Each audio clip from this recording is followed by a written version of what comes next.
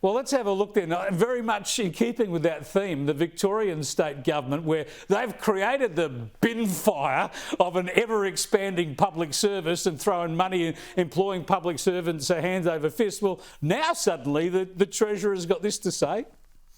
Resizing the VPS to a share of the share of employment that existed pre-pandemic, before the pandemic.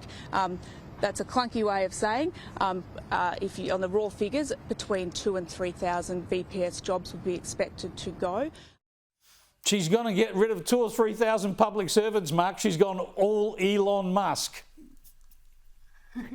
Yeah, finally, we're getting it. I tell you what, this morning, or whatever time this announcement was, I reckon there was a whole bunch of dressing gowns from government workers that were absolutely soiled. There was a lot of Cocoa Pops getting spilled all over their dressing gowns. They were straight into the next Zoom meeting. Everyone was there, ready to just make sure that they were counted for and working really hard and completely, you can't get rid of them.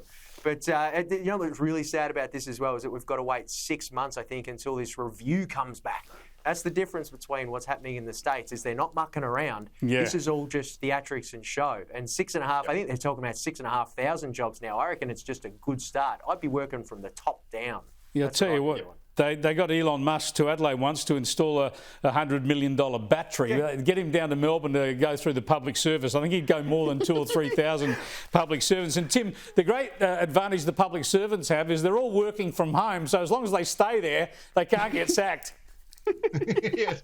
I mean, what are we talking about? I think Mark mentioned 6,500 overall. Well, that's just basically Dan Andrews' old press office. I mean, they've got to get rid of a few more. They've got to go a bit harder and longer than that. And if they do this, I mean, this is an extraordinary number of people.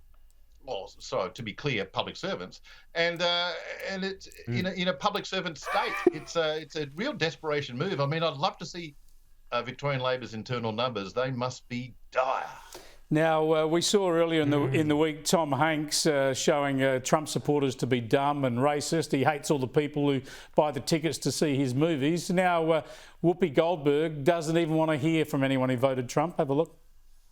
You are going to find there are a lot of things Donald Trump does that I agree with, but then there are things I think are dangerous, reckless, and want to call out. So you have to be able to talk to people who, it doesn't have to be all this or all that, but find movement on the things that matter. It's hard to talk to people who support people who think you don't matter in the country.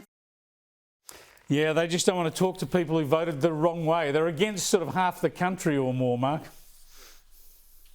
Yeah, that's right. I think we all had high hopes that this was the end of wokeness. I actually think that they're huddling together and they're getting stronger as they go. And it's the language around that person. I just kind of want to see that person get back on the mic and do the old Rosie O'Donnell, have a bit of a spray on Whoopi Goldberg. But I actually kind of agree with her. I think she's right. I don't think that person thinks she matters, because the only time she matters is when she's talking about that person. Yeah, indeed. Thanks so much, Mark. I appreciate it. Have a good weekend, guys. We'll catch you next week. Tim Blair and Mark Nicholson there.